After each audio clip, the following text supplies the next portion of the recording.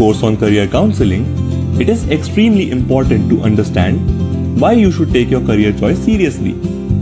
In this video, we will help you understand the importance of making the right career choice for yourself. So, why is your career choice so important? It is important because it determines a lot of things in your life, including number 1, quality of life. Your career choice plays a huge role in deciding where you live, how flexible your life is, and the kinds of things you are able to do in your free time. Number 2, identity. Ask any elder person about their career and they will tell you about it as a part of their identity. They'll say something like, I am a journalist, instead of, I report news. Notice how everybody asks you, what do you want to be when you grow up? And not, what do you want to do when you grow up? This shows that your career choice shapes your identity. Number 3, impact. Every human life touches thousands of other lives in so many different ways. If you select any 60-year-old person who is about to retire, take a time machine, find him as an infant, throw that infant into trash, and then come back to the present day, you'll find that a countless number of things around you have changed. So whatever career you choose, the world will be affected by it.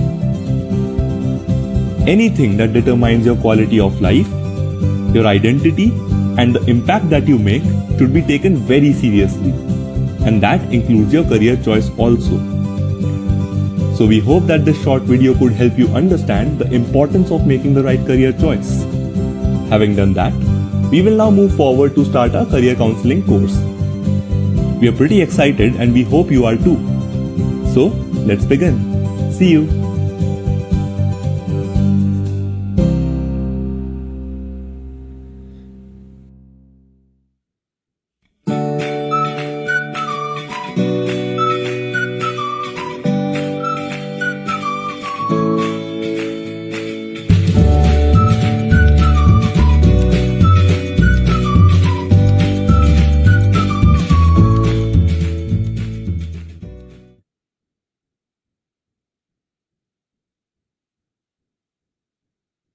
We're live. Good evening, everyone. सबको स्वागत है. Welcome to day 83 of Pro Bono's live podcast. All the audience members, आपको स्वागत है. Welcome. And Aditya, Mr. Sen. And due to the misfortune of yesterday, we have Vinayak back with us streaming today. So Vinayak, thank you for that. Welcome back. And of course, आज के जो हमारे guest है, and we are delighted and honored to have Sanchita Raha ma'am.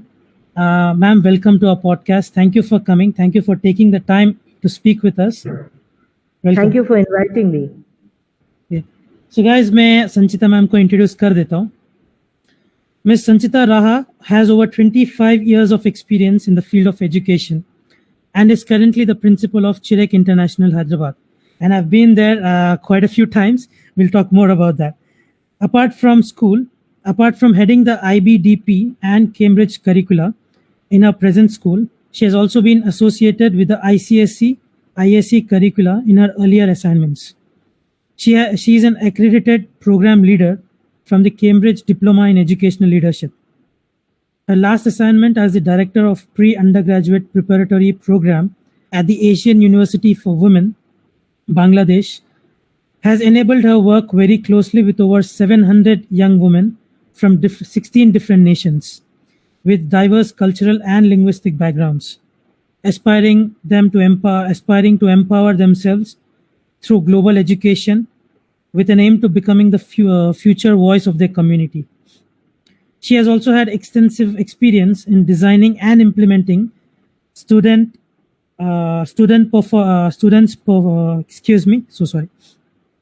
She also had extensive experience in designing and implementing student activities program and believes that students perform the best when there is a right mix of academics and co-curricular.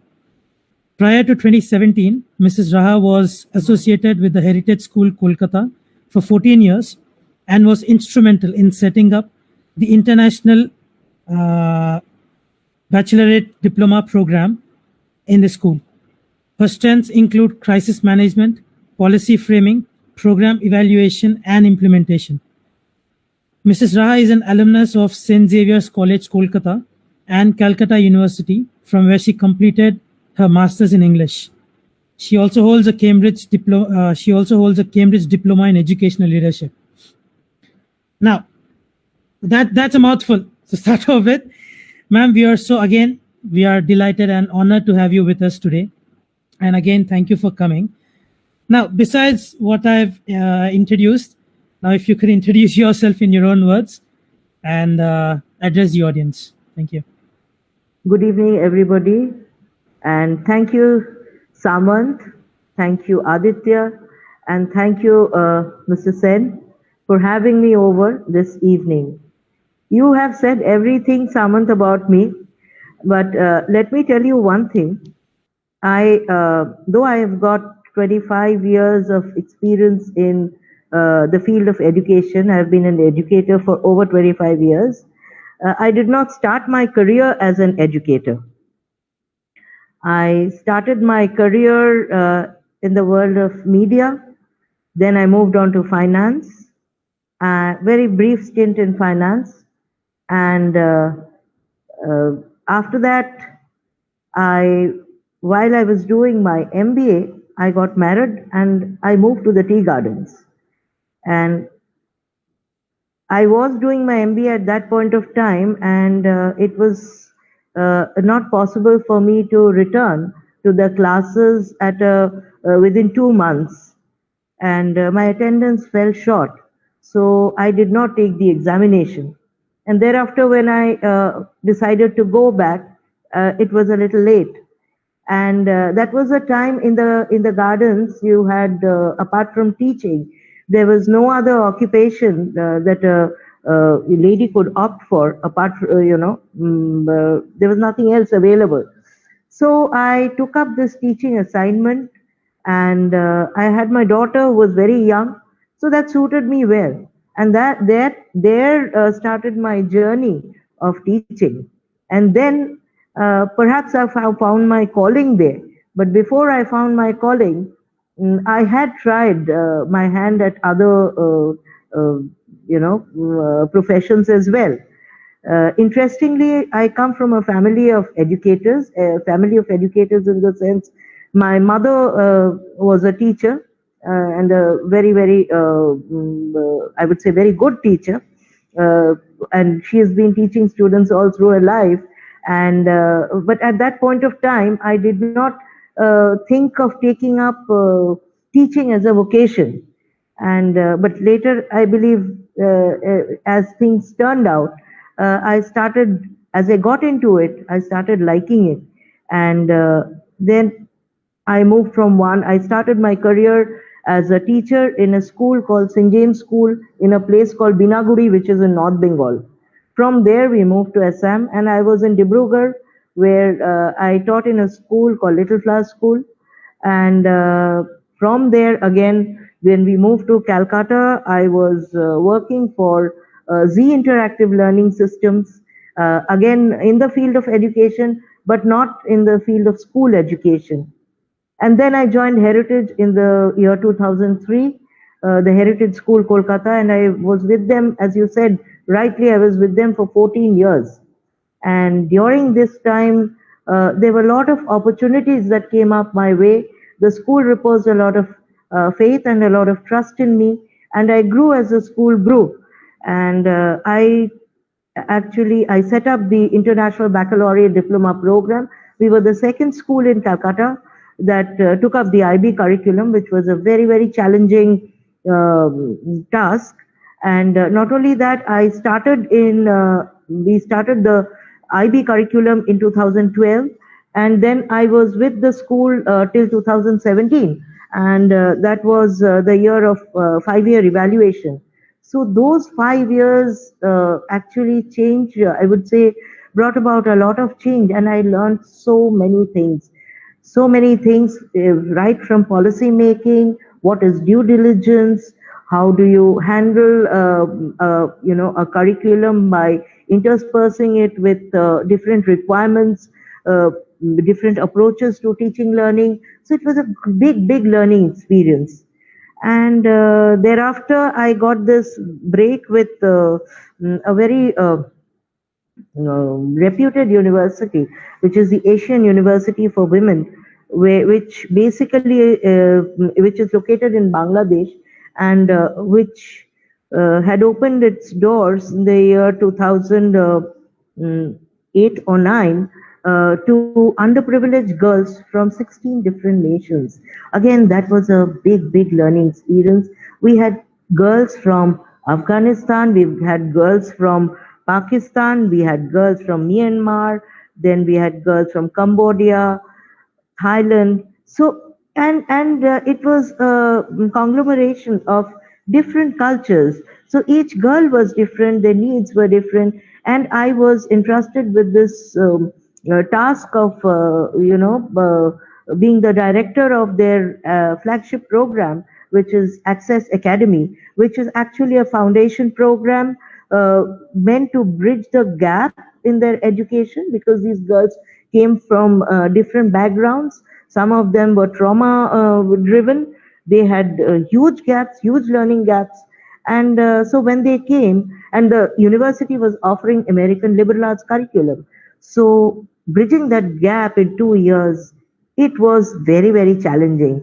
And then interacting with these children, these girls, I learned a lot. I was also looking after their student activities cell, which involved, career development, Office of Student Activities, then international placement. So again, great learning experience, because we had all these, states persons from different countries. The president of Afghanistan was involved in this university. Sheikh Hasina was involved with AUW, and we had very big names. Sherry Blair was there. So I kind of, it was an eye opener for me, and it was a fantastic learning experience. And thereafter, there was no looking back. So then, when I came back, I got this offer with Chirek International, and so I've been with them past 1 year, and I'm learning a lot there. I'm heading the international curriculum, the IBDP and the Cambridge curriculum, and we have our 10-year evaluation. So meanwhile, I also did a couple of courses.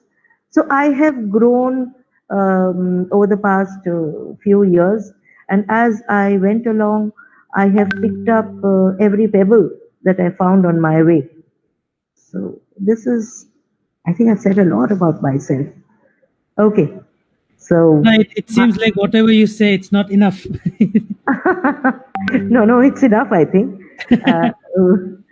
We are here to, yes, Aditya, anything that you would like to say? No, I'm sure all your experience, of course. I'm so sorry. Of course, ma'am has taken your name, but I'm sure all please, your, Samant, yeah. Yeah. I'm sure from all your stints, the work, as you say, it was challenging. I'm sure it was as challenging as it was rewarding. Yes, it was rewarding too. It was, as I said, it was a fantastic learning experience.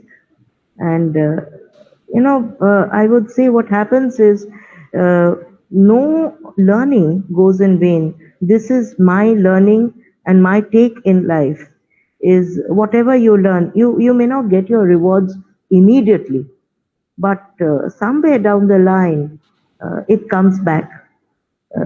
It comes back manifold. And, these experiences kind of ripens you, matures you, and makes you a more complete person. Right. Thank you so much, ma'am. That was well, to say the very least, a wonderful introduction, an insight into your life and what you've done over the years. That was beautiful. Now, of course, guys, we usually pick up a theme, and the theme for today would be we are talking about career planning after making the right career choice. And of course, we'll be talking a whole lot about education in general, definitely. Now, with that, I want to hand it over to Aditya. I give him the privilege of kicking things off today. Thank you so much, Saman, and a great warm welcome to Sanchita ma'am. Thank you so much for being here with us. We are honored to have you here. And thank you so much to the audience members who are joining us by the second. So, ma'am, just to kick off, I would like to ask you a question. These days, obviously, education is going digital, and there are a lot of online courses. There are a lot of online classes being taken. So, what do you think about online classes being conducted for junior classes? Somebody who is studying in a class second or a class third. What's your opinion on this?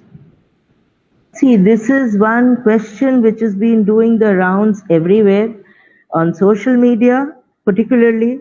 And being the principal, we get several mails and letters, mails, I would say, messages and mails all the time. So there are different takes on this. Some people are very, very happy. Some parents are very happy. And let me tell you, in our school, at Chirek and many other schools that I know of. Let me talk about Chirek. We have online lessons right from the pre-primary, so it's not just from stage one. And I am operating from home. It's more strenuous than it usually is when you are in school, because this is, it's about very, very I would say continuous screen time for 4 hours, 5 hours, and it can be very strenuous. And but I would really congratulate all the teachers for the wonderful job that they are doing. It's amazing because this COVID, yes, it had started in China and we were prepared, it had started its initial cases in India. And when the lockdown for schools, when the schools closed down in the month of March, on the 16th of March, we were actually apprehending that this might fall on us also. So we had told all the teachers and everything. We had told the teachers that you please start preparing yourself for the online lessons. And when they were doing this, it was at that time that from the 24th, the lockdown started. But by then, we had already started our online classes. So we started off with the senior section first, because that's more, there is a lot of content to be covered also, apart from concept. There is a lot of content also there to be covered. And there were students who were going to appear for their IB final examination. IGCSE examination was over, but there were some A-level students left. So we had to have, there were, internal assessment components that were left for IB. So they had to really things just, we were plunged into the situation. But they handled it very well. These teachers were not tech wizards. These teachers are not tech wizards, and they it was very, very difficult for them. It was very challenging for them because they were learning every minute. They had their own problems. They had their follies, their foibles. They overcome everything. See, you have so many issues. One is your internet bandwidth connectivity. You have laptop issues at home. Teachers are working from home. So, in spite of everything, teachers were able to overcome all these challenges, and they were able to come up with very, very good classes, which were qualitatively good, which were appreciated by parents. Then what happened is then we closed down for the summer break. Then when school reopened, we started classes for the primary section. And I have seen myself that I have been attending these classes, almost at least in a day. I make it a point to visit, to take a sneak peek into each of these classes, and I see how wonderfully children are being kept occupied. And it is kind of, there is storytelling, there are games, there are a lot of interactive activities, and we are using primarily the Microsoft Teams platform, and that is why I would say our programs have been very, very successful. Uh, we've not had too many hitches and glitches right from day one, and we've had times people also come up and train our teachers. But what is excellent, I would say, what I really am enjoying are the primary section classes, because it's very different from the secondary and the senior secondary section. You see, each of these students, they are all 4.5, 3.5. They are sitting at their laptops. Of course, they need their parents' help. They do need their parents' help, but it's amazing that it's been 8th of June that their online classes began, including pre-primary section, and how well they have adapted to it. Now I see slowly the parents moving out from the sides. So no matter who says what, I think online classes for primary is also helping them. All right. I mean, their classes are very different from the classes that are designed for the senior section children. But their classes are keeping them preoccupied. Can you imagine a parent having 2.5, 3.5 year old, I mean, 3.5, 4.5 year olds, and in the morning, how are they going to keep them fully engaged? So there is a large section of parents who really appreciate what we are doing, while there are some again who feel that too much of screen time is not the best thing to happen. Now it depends on the person. In that case, we have the recordings of these sessions, so these can be accessed, and then we are streaming them also. So if parents want, they can access them later. So it's a kind of, we are having a mix of synchronous as well as asynchronous modules, so that it becomes very flexible for the parents and for the children also. In case you don't feel like doing it, there is no compulsion. There is no hard and fast rule for these little babies. We understand what their constraints are. So, and then, if there is a bandwidth issue, if there is a connectivity issue, and then there is a power cut, so all these things are taken into account. So, in case a child misses out on a class, they can always access it later. But it's recommended that they attend these online classes, because whatever it is worth, there is some kind of a social interaction, even though it is on the net. They are getting to see their classmates, they are getting to see their teachers, some known face, apart from the 3 or 4 family members.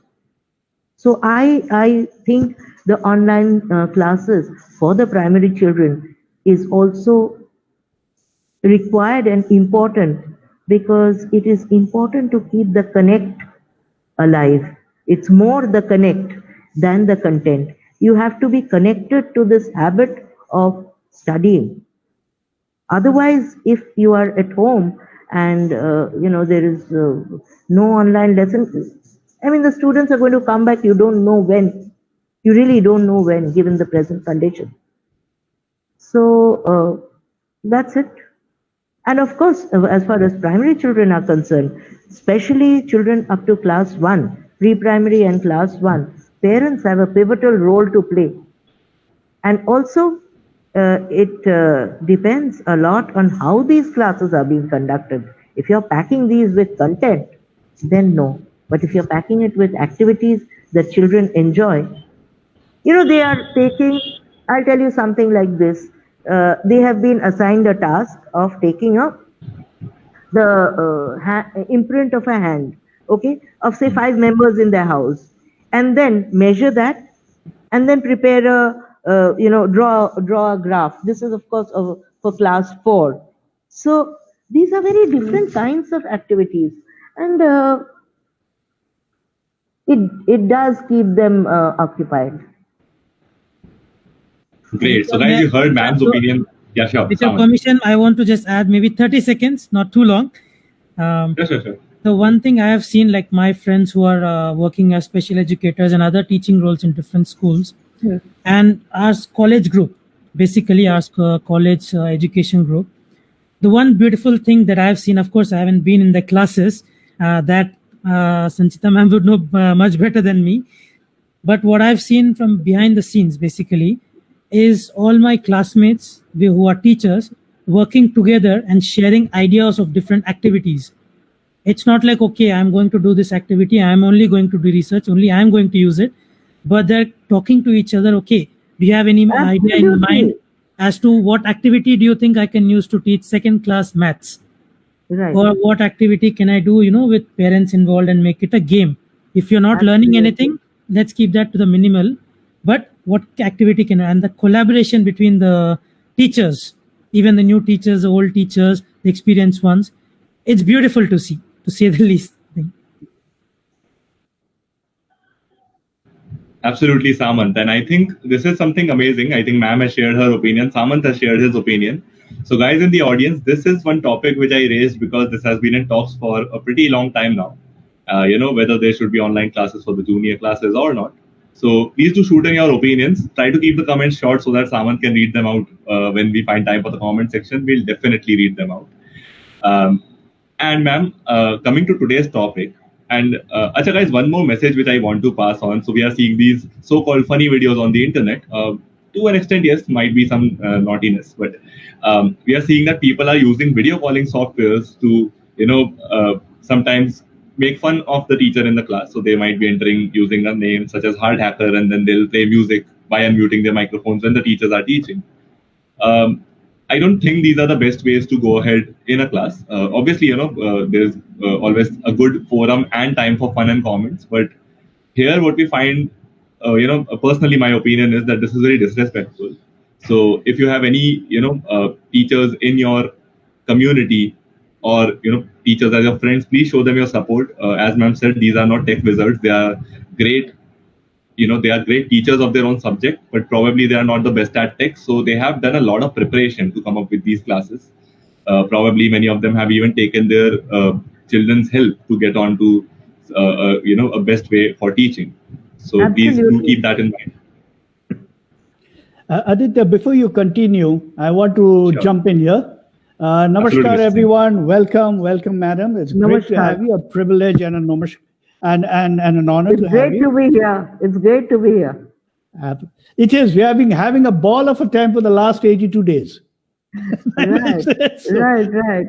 Now, there is one thing I want to pick up on, which is you said for the boys and girls and the students and the pupils who are in the age group of 3.5, 4.5, maybe 5 years old or so, that the social awareness that there are people in this world other than their parents and grandparents, if they're lucky to be staying together, that there is a universe out there, that there is a world out there. Absolutely. There are people who are looking different than me. There are people who have different way of talking. I think that is the takeaway of having a sort of an online association or a real-time association. Absolutely. So would you like to care to just touch upon that a bit? Because there are a lot of voices, on the other hand, which are sort of saying, no, we cannot have online classes for junior school. But there's one thing which I know, and I know it firsthand. A 6-year-old boy or a girl knows more about a tablet or a smartphone than I do.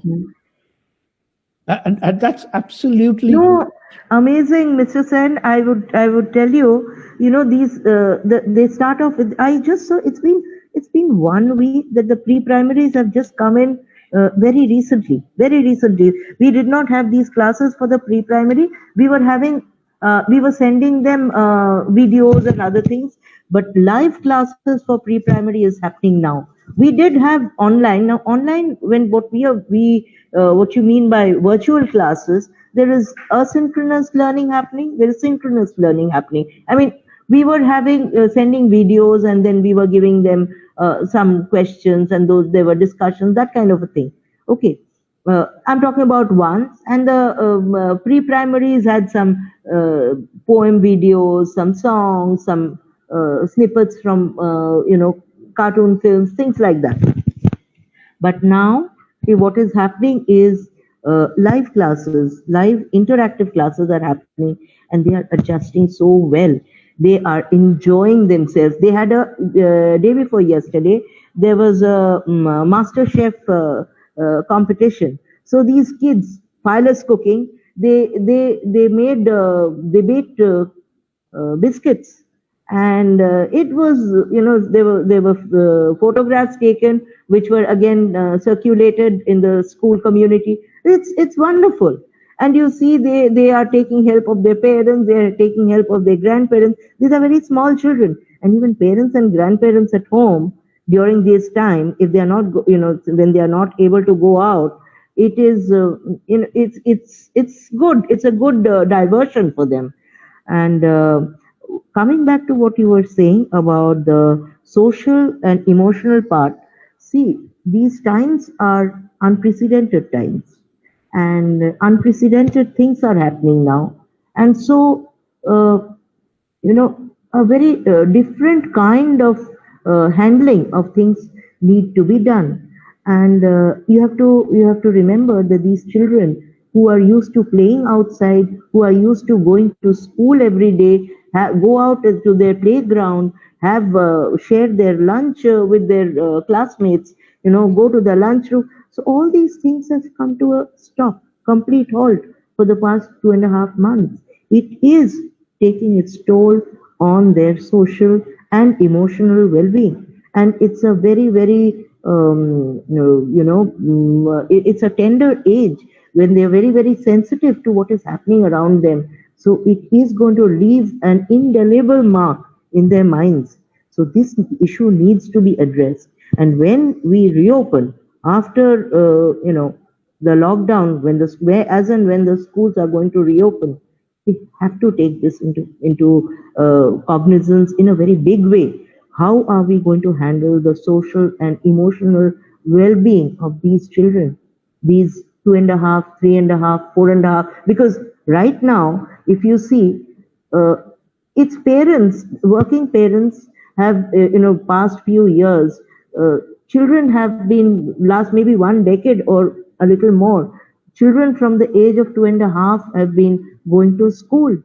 Okay, so and what happens is their social surrounding grows when they are out of the house. They have their friends, they are much smarter. But that is not what is happening. And why are these 2.5 sent to school? So that they spend time in the company of children of similar age group. And nowadays, these children, by the time they are 4, they are much smarter than they ever were earlier. Yep. So coming back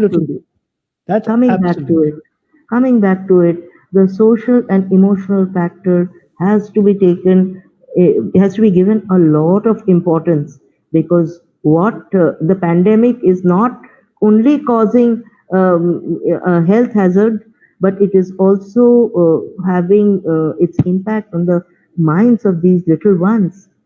It has to be dealt with, and dealt with in a most appropriate manner. And these are very small things. These 2-hour lessons, 2 hours of screen time actually makes them connect with their known world outside, what they were familiar with 2 months back. It's their gateway to that world. Why I do not understand. How, I mean, how much difference is it going to make if this 2 hour of screen time is taken away from them? They watch television at home for that period of time. So if during this time they are being able to meet their old friends in the class, meet up with their teachers, look at their known faces, do activities that are age appropriate, because the activities that have been planned by the school, I know for my school, see, the teachers have done a lot of research, and then it's a lot of hard work has gone in. We are using for the children, we are using a platform called Seesaw. Teachers have been trained, they are all Microsoft educators. So many things have happened, and they are putting all this learning to use in the classroom. And for whom have they learned? They have learned for the children, to make the classes more interesting for them. So it is. I fully support the online classes for even primary children. Yes, I agree that screen too much of screen time is happening. Then cut down on the screen time elsewhere. Let them connect with their friends during this time. Let them connect with their books. Let them connect with whatever learning is happening. And learning is happening. Absolutely. Thank you, madam, for giving that perspective on this whole thing. Because as we all know, and we don't have to be doctors or psychologists, as we all know, that till the age of 7, the brain absorbs everything and it Absolutely. actually makes the human being that we are today. True. And what we learn in the first 7 years lasts us for the next 70 years. Absolutely. So with that, Aditya, please take on for the day's topic. Absolutely. I think we have set a great stage for today's topic. And ma'am, today's topic is obviously, we had discussed also, this is career planning after making the right career choice. So let us start with a very fundamental question. Okay. Career planning after making the right career choice. So is making the right career choice more important, or is making a very good career plan and following it to the T more important? And I know that you can give a diplomatic answer. No, I will come That's to why I'm it. asking which is.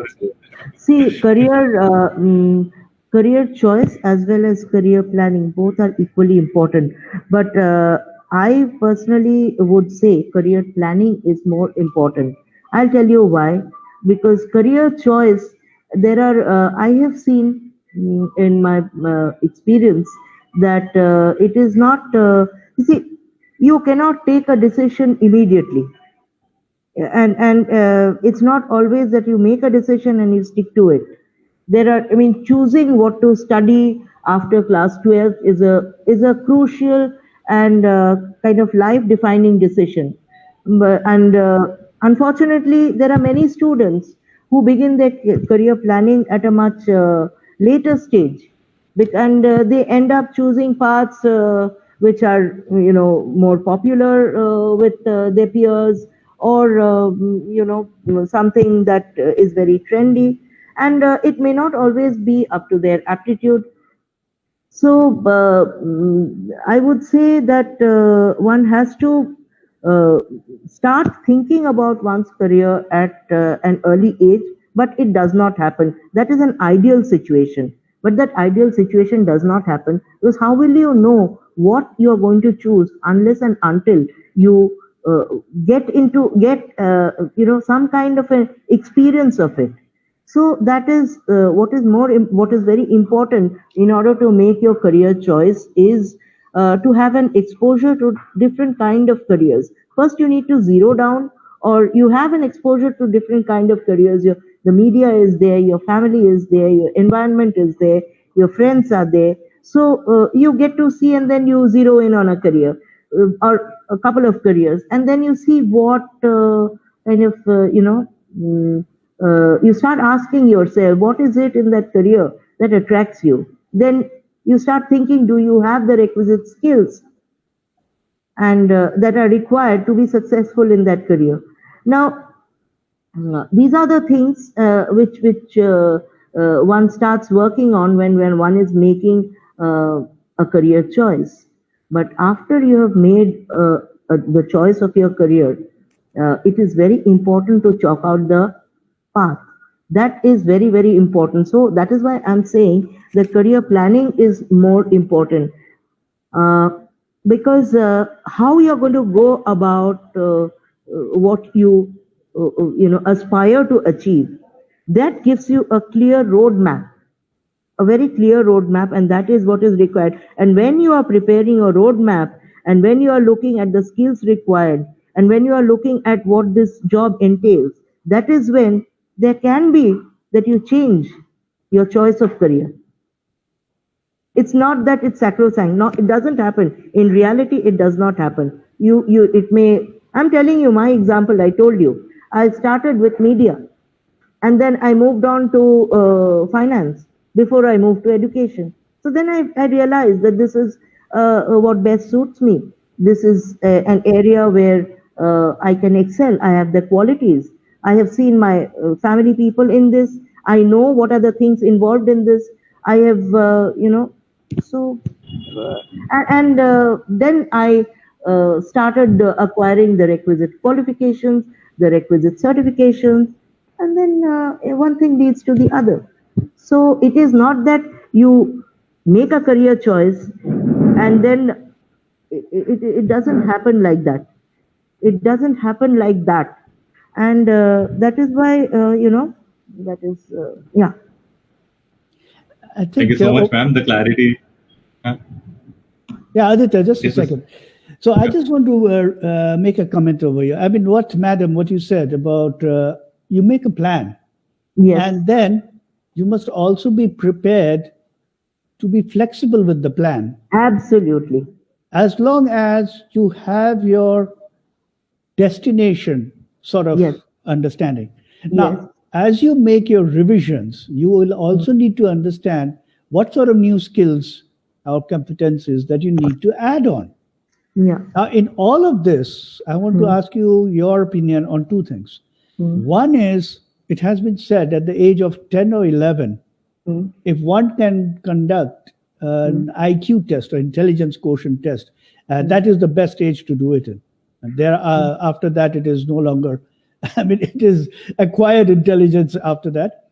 So that sets or gives a sort of an inclination as to what sort of bent the child has, whether it's an enterprising, whether it's a conventional, whether it's a realistic, guy wants to work with his hands all the time, or as a curious, a very investigative brain, or an artistic person is in the making, or a social person is in the making.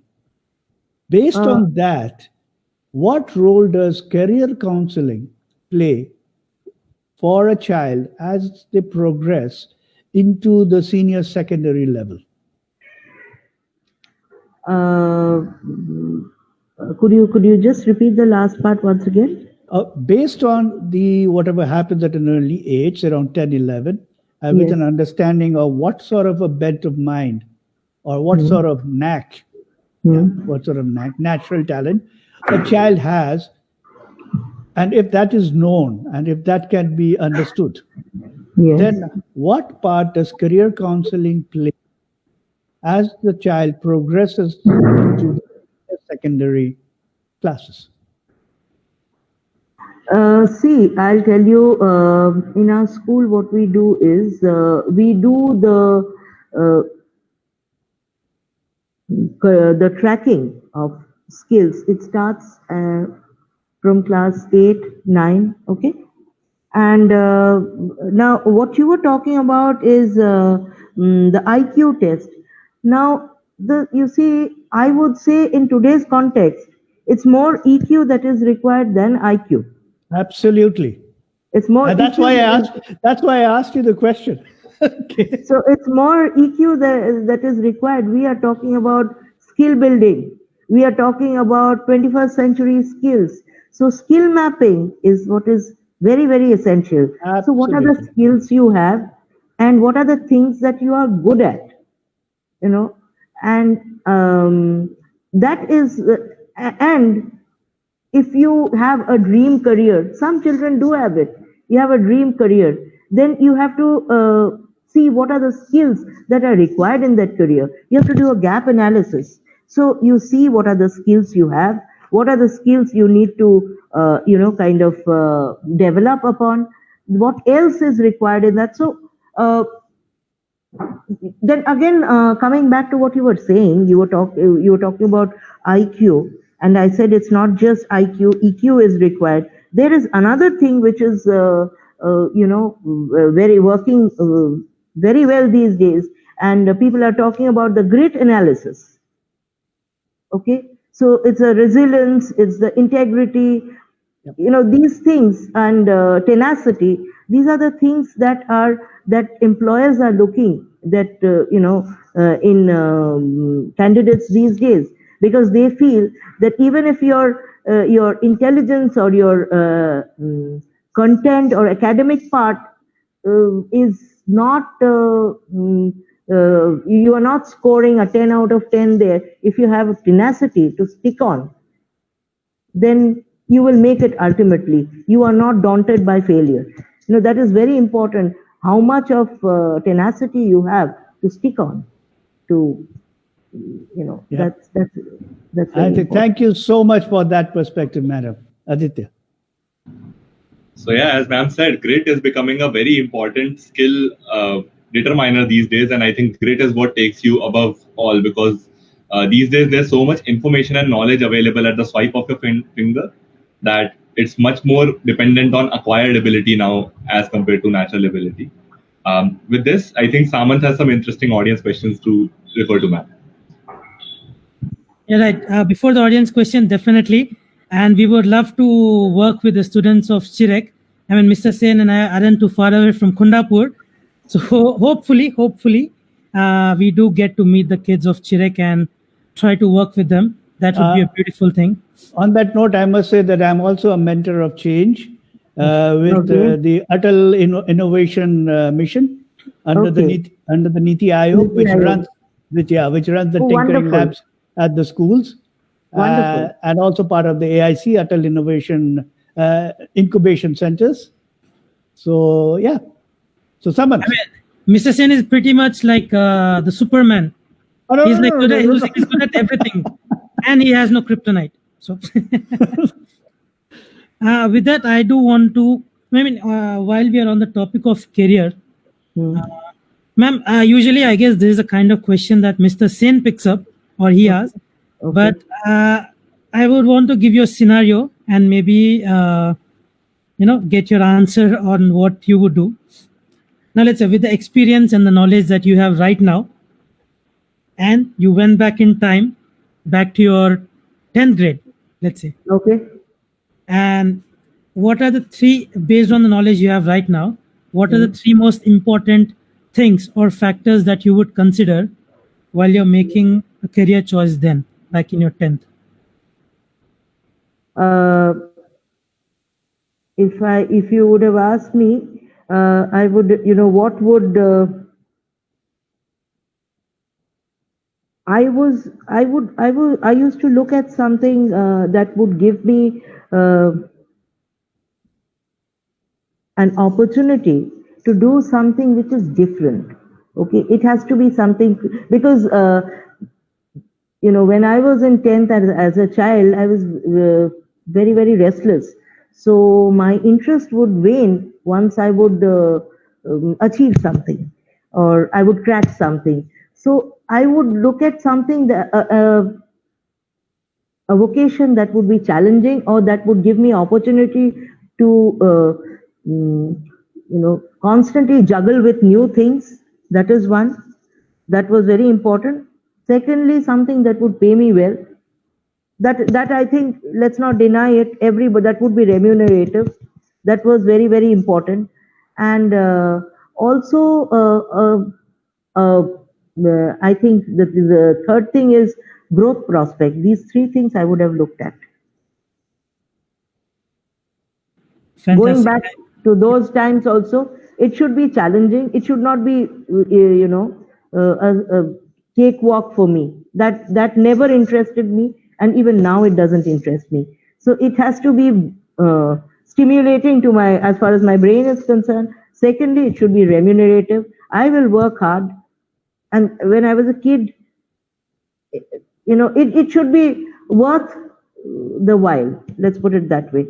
And the third thing is, the sky should be the limit. Well, thank you so much, ma'am. Right, and we have a question from Pushkar Das, who is a regular. Firstly, he asks, "Good evening, ma'am.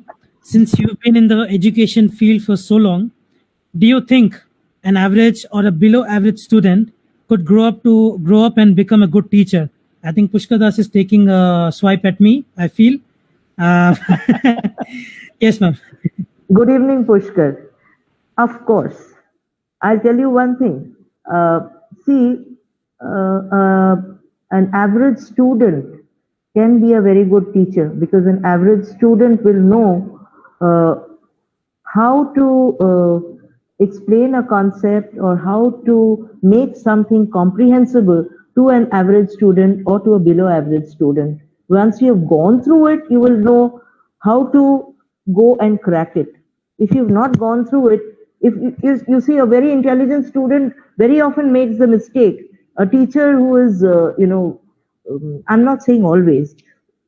You see, what happens is if a person is too bright, the person thinks that everyone around that person also has that level of that ability to grasp something quickly, very, very fast on the uptake, but that is not the reality. That is not the reality at all. So I think a below average student can be a good teacher. To be a good teacher, what is required is you need to be very patient. You need to be innovative, creative. That is very important. You need to have very good communication skills. And you need to be able, so that you're able to drive home the point to your student. What you're trying to explain should be explained in clear, simple terms. And clear, simple terms can be used by a person who understands or who values these clear, simple terms, because that person would not have understood if it was put to him in a complex manner. So, Thank you so much, ma'am. I'll take that as a motivation for myself. Like I said, I'm right at the average, slightly above average, not at the very high. Kabhi assignment kiya nahi hai. With that, there's a second question from Vinayak, who's a member of our team as well. He asks, ma'am, do you feel the digital learning takes away the human touch in education, which may be crucial, especially for the early graders? Yes, digital learning can never be physical learning. You see, the brick and mortar, you have to have a teacher who is flesh and blood and has a mind and heart. It can't be otherwise. Why that is, you see, then everywhere it would have been only virtual lessons. But we still have teachers, and teachers are not robots. Teachers are not robots. They are humans of flesh, blood, mind, heart. That's very important. And what we are offering to children, the online lessons are actually an interim measure. It is not a solution. It is happening as a stopgap, just to take care of this present situation, nothing else. Once things are restored to normalcy, we will all go back. But yes, learning will not be the same again. There will be a lot of digital resources that will be used. What we have gained or what we have used during this period of time, we will make maximum use of it. It could be a blended learning model. But yes, the human teacher has to be there. It can't be a robot teacher. It cannot be a laptop. No, human teacher has to be there. With that, there will be the laptop as a tool. There will be a virtual learning. There will be everything else. But the human thing has to be there. There are a few comments. Firstly, Pushkar Das, Kumkum Sen, who is Mr. Sen's sister, Anitaji, who's a regular, and Shikhaji, who's Aditya's mom, and then Anju ma'am, who's a teacher as well. Okay. And Chaudhary Akash Singh, who says, good evening, everyone. Great to hear from one more inspiring guest. Thank you for coming, Akash. Good evening. And there's Mallikarjun, who says, hello, Bhaiya, I am Karan. Okay, I think he's using a different account. Karan says, hello, Bhaiya, I am Karan from DTEA. That is a chain of schools. No, he's from there, down to earth. DTE is down to earth. Okay. Yeah. Okay, I thought he misspelled DTEA. So sorry. And there's Aisha Moyes, who says, very well said, ma'am. We as teachers need to be more creative and innovative. And Pushkada says, no, Saman, that average or below average student is none other than me. I'll take some comfort in that. Ma'am, for the last question, I guess this is one problem that me working in my very limited experience in schools and with students, of course, which is why I ask your perspective. The one problem that I've seen is parents are working now, not just the father, even the mother. And if it's a very elder sibling, even they are working in their own life. Of course, that is understandable. I'm not here to criticize parenting. I'm not a parent. I won't enter that landmine. But the problem becomes where the student has to make his school his first home, where the Okay. school has to be a second home for different reasons, not to replace their actual home and family, but that is a scenario where his school becomes his first home and his friends become his first family. And in that process, what I've seen is the social education and the moral education that you get from family is lost in that place. So, what would your take be on having competence, the importance of competent teachers as moral role models for kids these days who are in that kind of a situation? See, learning is actually happens in partnership between the school and the family. It's very important. It cannot happen in isolation. Both, because a child is spending 8 9 hours and take travel time 10 hours, okay, but you still have 14 hours left. So 14 hours the child is spending at home. So out of that, you see that, let's say 8 hours of sleep, and even then you have about 6 hours left, right? So a substantial amount of time is spent with the family. So it has to be in sync. There has to be a partnership, and it is not just now. What your question is? Your question is asking how important it is for teachers to be role models. Yes, teachers have to be role models, because a teacher in class cannot do anything and everything that she feels like, because a child looks up to the teacher. The teacher is her hero, his or her hero. They look up to their teachers, they come back home and they talk about the teacher. It's a very, very impressionable age. So whatever they see around them, they learn. They learn at home, they also learn in school. It's not that the teachers, only the teachers remain role models and at home they learn something else. If there is too much of difference, then also it becomes very difficult. So there has to be a parity. While teachers remain role models, it's important. Parents also have to play a role, and that's no less. I agree 200% with that. Because what you said, madam, reminds me of my class 5 days when I was in class 5. And I went to a Jesuit school. So there was a father. And the boys in class 5 would be boys in class 5. And they would always be late for the class. And they would always come up with an excuse. And they say, I went to the toilet, all that sort of things. So this father used to fix us with a very stern gaze and used to always say, death is the only excuse for being late. And there's something I want to say over here. I have never been late in my life, ever. For any session, any meeting, any place that I need to go. And I think that's a role model that comes up.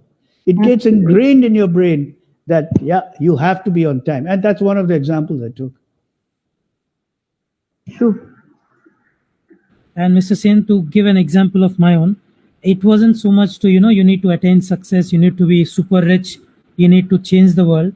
It wasn't like what I grew up with. The message I grew up at home was, whatever you do, you can do anything you want, that doesn't matter. But at the end of the day, do not lose respect and do not ruin your life. That should be the foundation upon which you build your life. And whatever riches and fame you get, that's just, if you get that, that's well enough. Okay, that's good for you. But I think that shouldn't be the target what you're achieving for, that you're aiming for. Well said. And I want to read out 2 more comments. Firstly, Kumkum Sen, she says, this has been a truly inspiring session. Thank you, ma'am, for enlightening us on learning during difficult times. Thank you so much for your appreciation. Thank you. Right. And Anju ma'am, who says, of course, she can give a first-hand comment or proof what kind of a student I was back in school. Pushkar and Samad, no one is average or below average. As a teacher, I can say that each individual has their own potential and strength. So never think like this. Always pat your back and say, I am the best. God bless both of you. Absolutely. Actually, I will not disagree, but comedy के लिए करना पड़ता है. Ma'am, She's before we absolutely right. Yeah. yes, ma'am, please continue. No, she's absolutely right. There is nothing as below average or average. What is a yardstick? The child may be, academically, content wise, okay, it may not be faring too well, but the child may be very good at other things. So, this question, since it came up, I understood what what he was trying to say.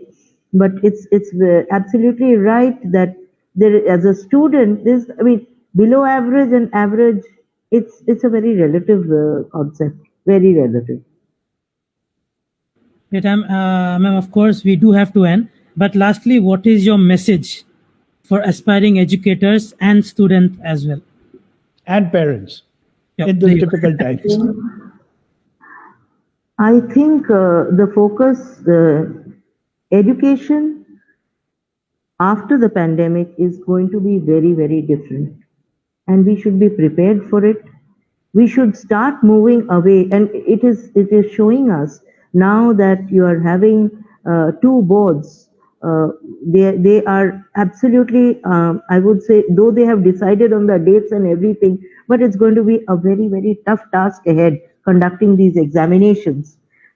Because you really don't know by the time the dates are drawing near, the cases are also spiking. But anyway, coming back to what I was saying, the education post pandemic is going to be very different. It's not going to be the same again. If you expect that again, it's going to be the same 8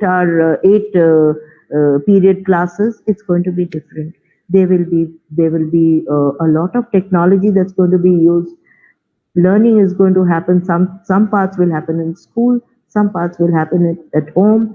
It will be much more, many more digital tools will be used in regular classroom teaching, and assessment pattern is going to change. And I think we need to get used to this. We need to take a relook at everything and restructure and remodel ourselves. A total rebooting is happening, and that is what this pandemic is causing. So we need to be prepared for the change. We need to, what we are going through or what we have been going through over the past 3 months is actually a conditioning of our minds to be able to adapt to this change. And the sooner we do it, the better it is. I think we need to move away from curriculum content towards more of skill building. And also, it is very important to inculcate, develop the other social virtues which were actually dying, last few decades. If you were talking about values, these things were fast depleting. I think the pandemic has made us pause and reflect and take a relook at things and redesign and reimage everything. I think that's very, very important. That's my message. I think the new way ahead is going to be very different. We need to be prepared for this change. We're headed into life 2.0, the second version of life. Absolutely. Absolutely. And I want to end it with a quote that I could come up with from what Sanchita ma'am has said. So as it goes, education is never going to be the same again. We must reshape, remodel, and repurpose. Absolutely. Prepare ourselves. To embrace the change. Yeah. We need to move away from curriculum to skills and values, and we need to do it quick. With that being said, firstly, to all the audience members, thank you for your questions, comments, and insights. Thank you for coming. And Aditya and Mr. Sen, and of course, Vinayak streaming for us. Thank you so much for joining as well. And of course, most importantly, Sanchita ma'am, thank you so much for coming to our podcast. Thank you for sharing your experience and your knowledge. It was a wonderful discussion. We are eternally grateful for that discussion. It was a wonderful experience. Thank you, Samant. Thank you, Aditya. Thank you, Mr. Sen. And thank you, Vinayak. Thank you so much for having Thank me you, ma'am. over. Thank And you. it was a pleasure talking to all of you. Thanks once again. So, guys, with that being said, stay home, take care, stay safe, and wash your hands. And like and follow our Facebook page and turn on post notifications to get notified when we do go live. Subscribe to our YouTube channel to get our live streams on entrepreneurship. And we'll see you tomorrow at the same time at 6 p.m. with another guest. Take care now. See you. Bye bye.